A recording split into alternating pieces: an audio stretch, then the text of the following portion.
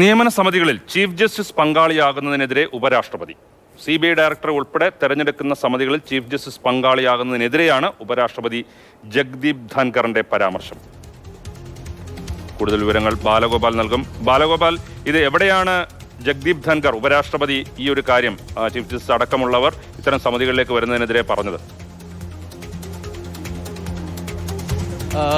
രാജീവ്, മധ്യപ്രദേശിലെ ഭോപ്പാലിലെ ദേശീയ ജുഡീഷ്യൽ അക്കാദമിയിൽ നടന്ന ഒരു ചടങ്ങിൽ സംസാരിക്കവെയാണ് ഉപരാഷ്ട്രപതി ജഗ്ദീപ് ധൻഖർ വളരെ സുപ്രധാനമായി നിരീക്ഷണം നടത്തിയിരിക്കുന്നത്. ഇന്ത്യയുടെ പല സുപ്രധാനമായ നിയമനങ്ങളിലും സമിതികളിലും ഈ ചീഫ് ജസ്റ്റിസിൻ്റെ പങ്കാളിത്തമുണ്ട്. പക്ഷേ ഈ പങ്കാളിത്തം അംഗീകരിക്കാൻ വേണ്ടി കഴിയില്ല എന്നാണ് അദ്ദേഹം പറഞ്ഞിരിക്കുന്നത്. ഇത്തരം ചീഫ് ജസ്റ്റിസിനെ കൂടി ഉൾപ്പെടുത്തിക്കൊണ്ട് ഈ നിയമന സമിതികൾ രൂപീകരിക്കാനുള്ള നിയമങ്ങൾ ഉടൻ തന്നെ പുനഃപരിശോധിക്കണമെന്നാണ് അദ്ദേഹം ആവശ്യപ്പെട്ടത്. കാരണം എക്സിക്യൂട്ടീവ് നിയമനങ്ങളിൽ യാതൊരു കാരണവശാലും ചീഫ് ജസ്റ്റിസിന് ഒരു പങ്കാളിത്തം നൽകാൻ വേണ്ടി കഴിയില്ല. അത് കാലാകാലങ്ങളിൽ പല നിയമങ്ങളും അങ്ങനെ ഉണ്ടായി എന്ന് വരുന്നിരിക്കാം. പക്ഷേ അതൊക്കെ അന്നത്തെ സാഹചര്യങ്ങളിലാണ് അത്തരം നിയമങ്ങൾ രൂപീകൃതമായിരിക്കുന്നത്. എന്നാൽ നിലവിൽ ഉള്ള സാഹചര്യ പ്രകാരം അത്തരം നിയമങ്ങൾ അപ്രസക്തമാണ് എന്നും അങ്ങനെയുള്ള നിലവിലുള്ള നിയമങ്ങൾ, അതായത് CBI ഡയറക്ടറെ ഉൾപ്പെടെ തിരഞ്ഞെടുക്കുന്നതിനുള്ള സമിതിയിലെ ചീഫ് ജസ്റ്റിസിന് വേണമെന്ന് നിഷ്കർഷിക്കുന്ന നിയമങ്ങൾ പുനഃപരിശോധിക്കുകയും ചെയ്യണമെന്നാണ് ഉപരാഷ്ട്രപതി ഈ ചടങ്ങിൽ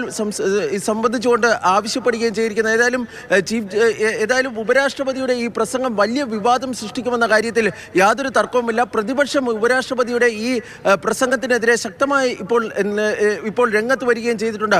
മുമ്പും ഈ കോടതികൾക്കും ചീഫ് ജസ്റ്റിസിനുമൊക്കെ നൽകുന്ന ഈ അധികാരം, അതായത് വിവിധ സമിതികളിലും മറ്റും അധികാരം നൽകുന്നതിനെ ഈ ഉപരാഷ്ട്രപതി ചോദ്യം ചെയ്യുകയും ചെയ്തിട്ടുണ്ട്. രാജീവ്.